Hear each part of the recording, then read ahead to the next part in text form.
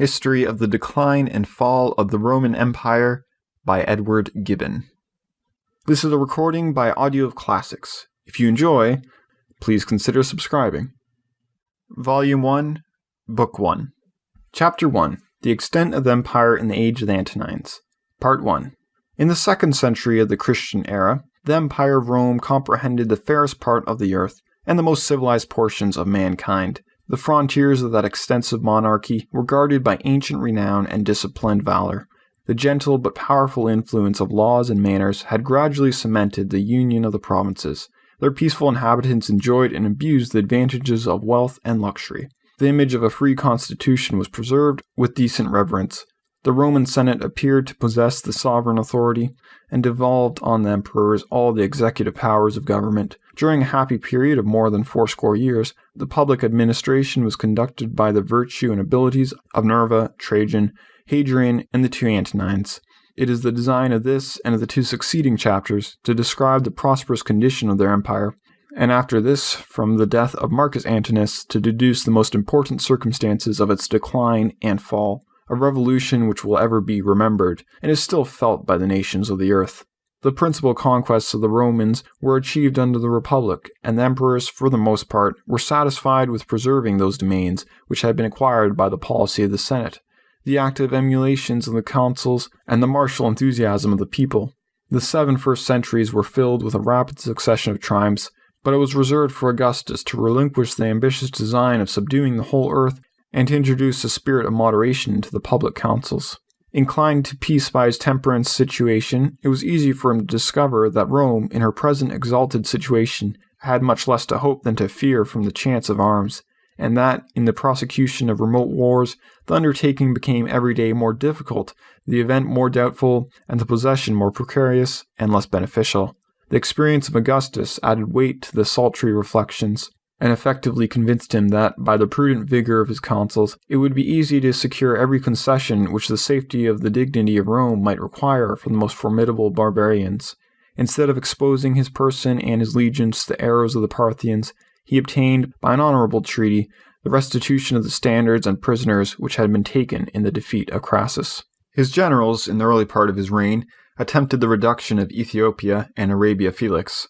They marched near 1,000 miles to the south of the tropic, but the heat of the climate soon repelled the invaders and protected the unwarlike natives of those sequestered regions.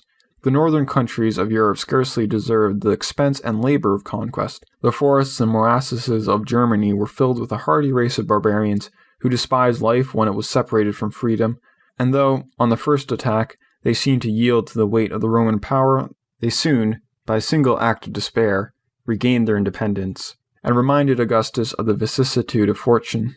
On the death of that emperor, his testament was publicly read in the Senate. He bequeathed, as a valuable legacy to his successors, the advice of confining the empire within those limits which nature seemed to have placed as its permanent bulwarks and boundaries. On the west, the Atlantic Ocean, the Rhine and Danube on the north, the Euphrates on the east, and towards the south, the sandy deserts of Arabia and Africa. Happily for the repose of mankind, the moderate system recommended by the wisdom of Augustus was adopted by the fears and vices of his immediate successors. Engaged in the pursuit of pleasure or in the exercise of tyranny, the first Caesars seldom showed themselves to the armies or to the provinces, nor were they disposed to suffer that those triumphs which their indolence neglected should be usurped by the conduct and valor of their lieutenants. The military fame of a subject was considered as an insolent invasion of the imperial prerogative, and it became duty as well as interest of every Roman general to guard the frontiers entrusted to his care, without aspiring to the conquests which might have proved no less fatal to himself than to the vanquished barbarians. The only accession which the Roman Empire received during the 1st century of the Christian era was the province of Britain. In this single instance, the successors of Caesar and Augustus were persuaded to follow the example of the former rather than the precept of the latter. The proximity of its situation to the coast of Gaul seemed to invite their arms. The pleasing though doubtful intelligence of a pearl fishery attracted their avarice. And as Britain was viewed in the light of a distinct and insulated world, the conquest scarcely formed any exception to the general system of continental measures.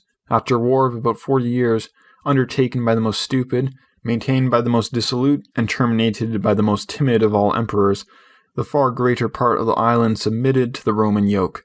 The various tribes of Britain possessed valor without conduct, and the love of freedom without the spirit of union. They took up arms with savage fierceness, they laid them down, or turned them against each other with wild inconsistency, and while they fought singly, they were successively subdued. Neither the fortitude of Cratitus, nor the despair of Boadicea, nor the fanaticism of the Druids could avert the slavery of their country, or resist the steady progress of the imperial generals who maintained the national glory when the throne was disgraced by the weakest or the most vicious of mankind. At the very time when Domitian, confined to his palace, felt the terrors which he inspired, his legions, under the command of the virtuous Agricola, defeated the collected forces of the Caledonians at the foot of the Grampian Hills, and his fleets, venturing to explore an unknown and dangerous navigation, displayed the Roman arms round every part of the island. The conquest of Britain was considered as already achieved, and it was the design of Agricola to complete and ensure his success by the easy reduction of Ireland, for which, in his opinion, 1 legion and a few auxiliaries were sufficient. The Western Isle might be improved into a valuable possession, and the Britons would wear their chains with less reluctance if the prospect and example of freedom were on every side removed from before their eyes. But the superior merit of Agricola soon occasioned his removal from the government of Britain, and forever disappointed this rational though extensive scheme of conquest. Before his departure, the prudent general had provided for security as well as for domain. He had observed that the island is almost divided into 2 unequal parts by the opposite gulfs, or, as they are now called, the Firths of Scotland.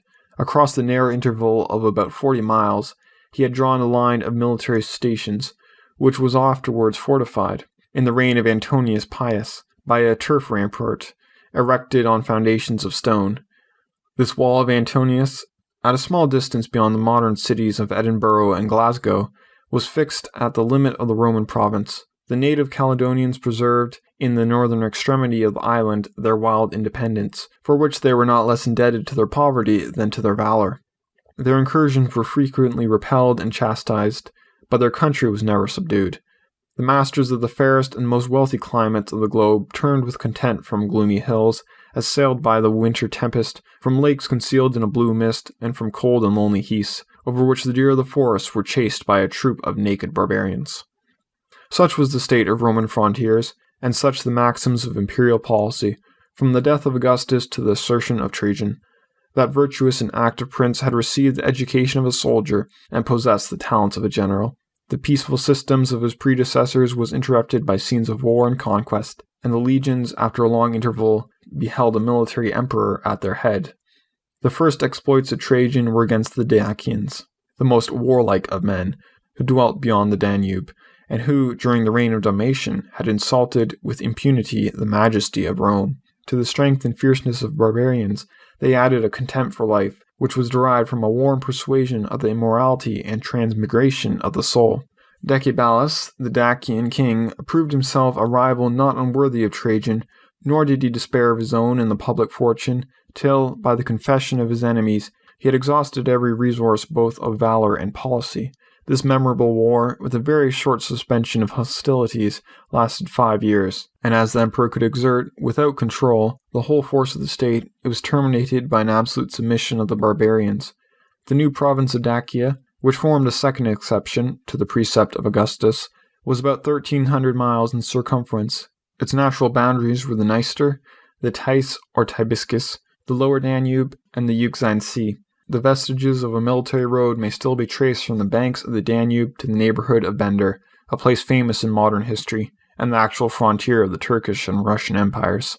Trajan was ambitious of fame, and as long as mankind shall continue to bestow more liberal applause on their destroyers than on their benefactors, the thirst of military glory will ever be the vice of the most exalted characters.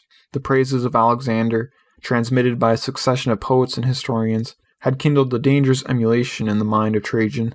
Like him, the Roman emperor undertook an expedition against the nations of the East, but he lamented with a sigh that his advanced age scarcely left him any hopes of equaling the renown of the son of Philip. Yet the success of Trajan, however transient, was rapid and specious. The degenerate Parthians, broken by intestine discord, fled before his arms. He descended the river Tigris in triumph. From the mountains of Armenia to the Persian Gulf, he enjoyed the honor of being the first, as he was the last, of the Roman generals who ever navigated that remote sea, His fleets ravaged the coast of Arabia, and Trajan vainly flattered himself that he was approaching towards the confines of India. Every day the astonished Senate received intelligence of new names and new nations that acknowledged his sway. They were informed that the kings of Bosphorus, Colchis, Iberia, Albania, Osirone, and even the Parthian monarch himself had accepted their diadems from the hands of the emperor, that the independent tribes of the Median and Carduchian hills had implored his protection, and that the rich countries of Armenia, Mesopotamia, and Assyria were reduced into the state of provinces. But the death of Trajan soon clouded the splendid prospect, and it was justly to be dreaded that so many distant nations would throw off the unaccustomed yoke when they were no longer restrained by the powerful hand which had imposed it.